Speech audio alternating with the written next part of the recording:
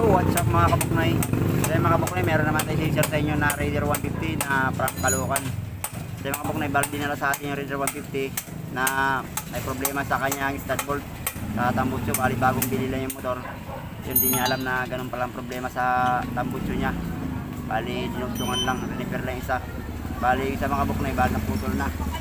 Yan, bali share ko sa inyo mga kabuknay kung paano magtanggal ng mga ganung problema na hindi na kailangan gumastos na malaki or magbaklas ang kanyang makina. Yan, pakita ko muna sa inyo mga kabuknay yung kanyang Raider 150 na problema sa stud bolt sa cylinder head.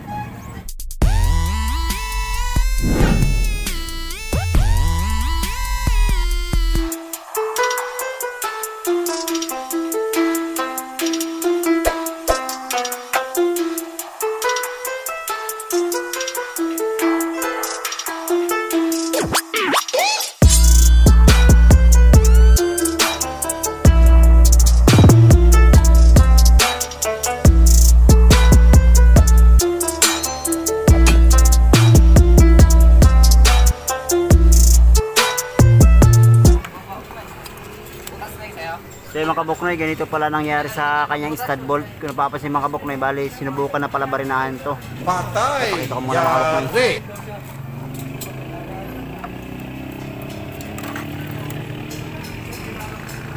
So yan, bali ito yung kabila, trinay na nila pull out gamit ang welding. Yung kabila, trinay nila i-pull out gamit ang barina. So yan, bali tumabingin sa mga kabuknoy. Oh my God! Ayan, nawala na sa sintro yung butas. Yan, nangyari. Bali, lumabas na dun sa kanyang ayan. Yan, di alam ni sir na ganito pala nangyari sa kanyang Raider na bagong bili. So, ayan kung napapansin nyo. Sa mga ganyan problema mga kabuknoy, hindi madali magbarina. Lalo na pag nakakabit sa kanyang chassis yung cylinder head, mas mahirap ganyang kalabasan pag hindi mo kabisado i-pull out yung tornilyo. Yan, ito pa yung kabila, bali sinubukan na nila gamit ang welding, hindi pa rin umubra. Yan, dito mga kabuknoy, di ko alam kung anong gagawin natin dito na paraan kasi masyado nang tumabingi, masyadong malayo dun sa kanyang dating stud. Ayan. Yeah, ganito pala yung niya yung stud ay yung pag pull out nila dati. Wala, lumayo na sa guide. Yun nga sir, nagawa na ng sarili niyang thread yan O, tsaka lumabas na siya dito Ayan dapat sintro ang problema lang lumabas na dito. Pero kaya naman kuya, magagawa naman na paraan. Try natin, tapos yung kabila winildingan, hindi rin na kaya. Gawa natin ang paraan mga kabuknoy yung kanyang kabitan ng stud.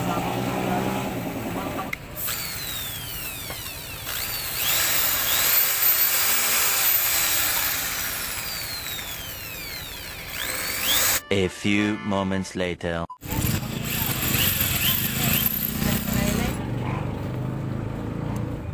So yung mga kabuknoy, bali nabutasan na natin ng 7mm yung kabilang side.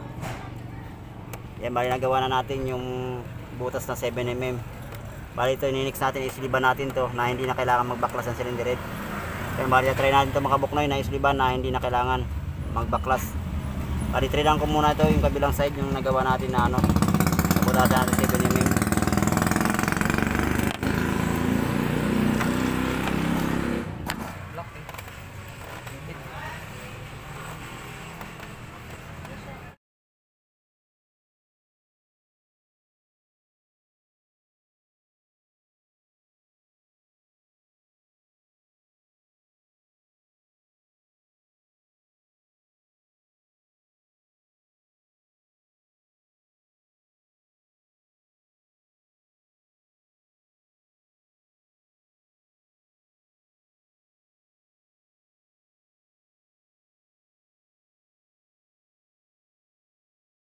So yung mga kabuknoy, bali nalagyan ko na ng thread na 8mm. Bali salpakan muna natin ng stud bolt to, yung high stainless steel bolt. Ganyan mahirap nun pag... So yung mga kabuknoy, bali napalitan na natin ng stud. Bali salpakan na natin. Yan bali ito mga kabuknoy, i-repair natin to na hindi na kailangan magbaklas ng cylinder head nya. Yun ang panoorin mga kabuknoy kung paano mag-slip ng gano'n na hindi na kailangan magbaklas na yan yung problema sa kanyang cylinder head. Yan, bali kalasin muna natin to yung kanyang bearings. Kalasin muna natin para makapag-slip tayo ng maayos. A few moments later. Yan, bali na baklas na natin yung bearings at saka yung ibang parts sa kanyang chassis. Isa yung mga kabuknoy, kung napapansin nyo, ito yung re-repair natin. Problema nya. Ay, di ko makita. Yan. Yan, bali isiba natin yan. Salpakan muna natin ng 3/8 na tornilyo. Yun ang gagamitin natin pag slip doon sa kanyang nabasag na exhaust bolt sa may kabitan ng stud. Yan. Shout out pala sa gumawa nito, sir. Yan, bali lagyan muna natin ng thread na 3/8.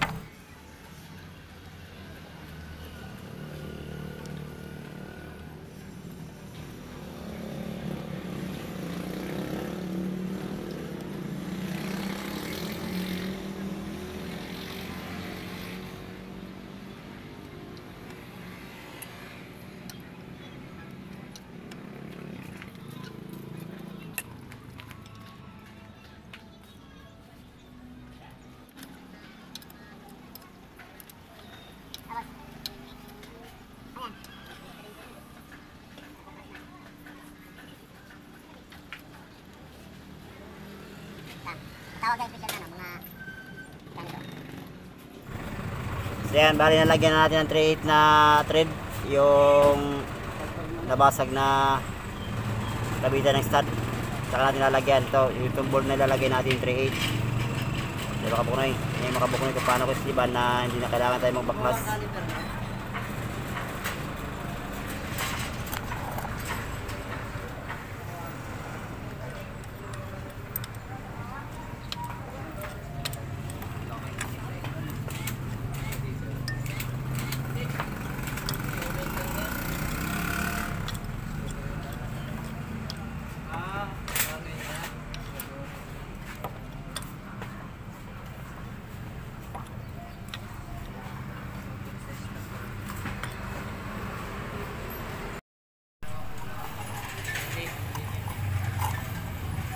Yan, bali na ano natin, na lagyan natin ng bolt na sleeve.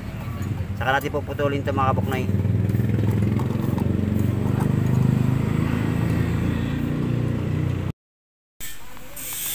Yan, bali na sleeve na natin. Hindi ko na pinakita kung paano magputol mga kabuknoy yung ating sleeve sa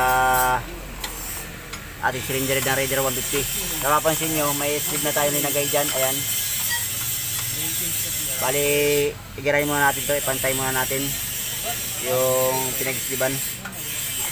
Yan, bali yung gamit ng ating pang-port, ito yung gagamitin natin pang-grind para maging pantay. I-port muna natin.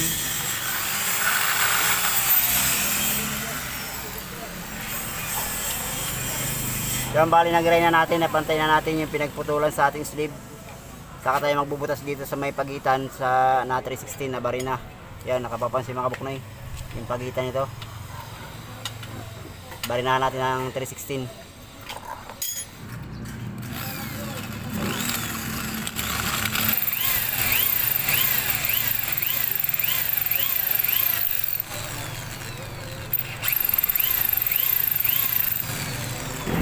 Yan, bali na butasan na natin ng 316.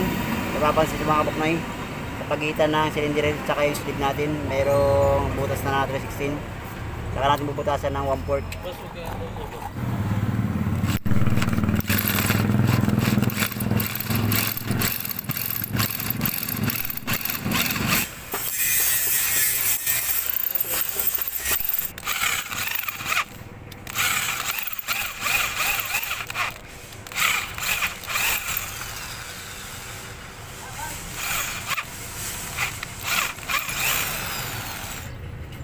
So yan, bali nabutasan natin 7mm, saka natin lalagyan ng thread. So yung mga kabuknoy, dito sa ginawa natin, naglagay lang tayo ng 3/8 na tornilyo para magkaroon siya ng ano, yung pagitan ng cylinder at saka yung sleeve. Mapapansin nyo, para hindi siya yung pupunta sa kabila.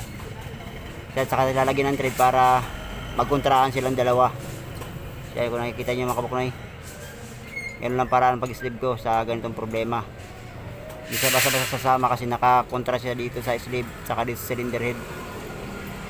Lagyan ko muna ng thread na 8mm.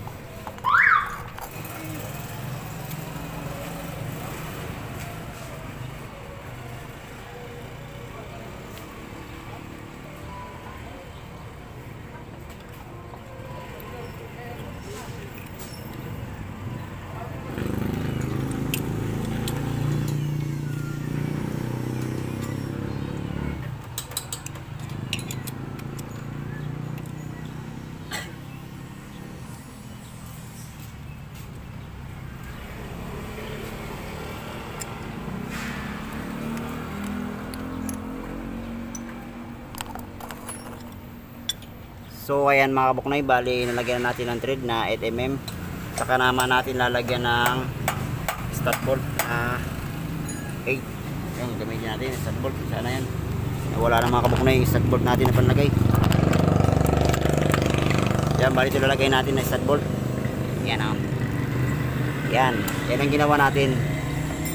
Yan, sa mga ganitong problema mga kabuknoy, sa mga gusto gumaya na magbabarina sa kanyang cylinder head o sa mga Raider 150, yun, ingat lang mga kabuknoy sa mga ganitong problema, kasi mamaya mabutas natin yung cylinder head or hindi na ma-recover. Katulad dito, buti na recover natin mga kabuknoy yung ginawa ng ng ibang shop. So yan, bali binutasan nila at lumihis na, bali na recover natin na hindi na kailangan magbaklas yung cylinder head. Kaya ingat-ingat lang mga kabuknoy sa ating mga kapwa mekaniko. Then bali pakita ko muna yung pakita ko muna sa may-ari kung nagustuhan niya ba or hindi ko alam kung matutuwa sa ginawa natin. Boss! Yan, bali pakita muna natin sa may-ari kung okay na yung ginawa natin. Ito yung boss yung ginawa natin, oh. Yung sleeve hindi na katulad dati, di ba? Oo, ayos na ulit. Ayan. Ayan sir, Ganda. buti nakaiwas sa iwas bili ng cylinder head si sir. Kaya lang dito si kuya. Bali nakaiwas sa gastusan sa cylinder head sa ginawa ng ibang shop. Bali nabili mo lang itong motor, ganito na. Opo. Ganito na yung pingas na siya. Opo. Ayan, bali nabili pala ni sir na Raider 150. Hindi niya alam na ganito palang problema sa kanyang cylinder head, kabitan ng tambutso. Buti na recover natin. Yan, bali lagyan natin ng stud bolt.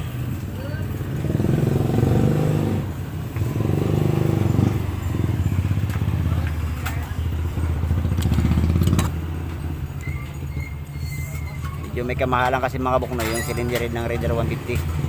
Kaya ingat-ingat rin tayo sa kapwa mekaniko natin na magtatry na hindi na kailangan magbakal cylinder head kasi mamaya magagaya nito.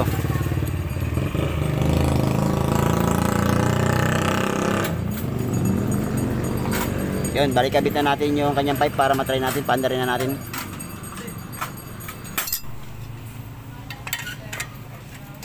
So yan, natin, lagyan na natin ng nut. Yan, ipitan natin. Saka nagtatry paandarin kung ubra ba yung ginawa nating sleeve.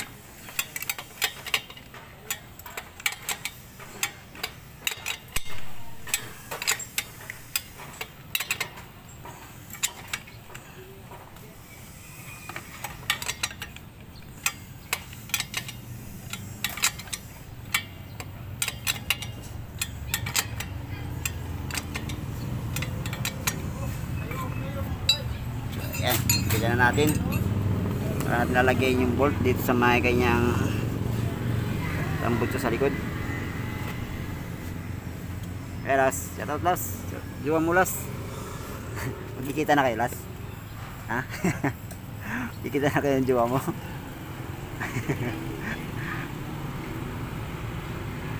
Yan, bali si sir para taga taga Caloocan sa may monumento. Ayan si sir, talaga sinadya pa taga tayo rito para sa problema niya sa Raider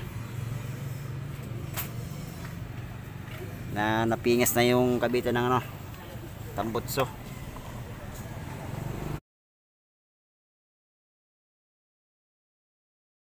Mga kabuknoy, napaandar na natin yung Raider. Ayan.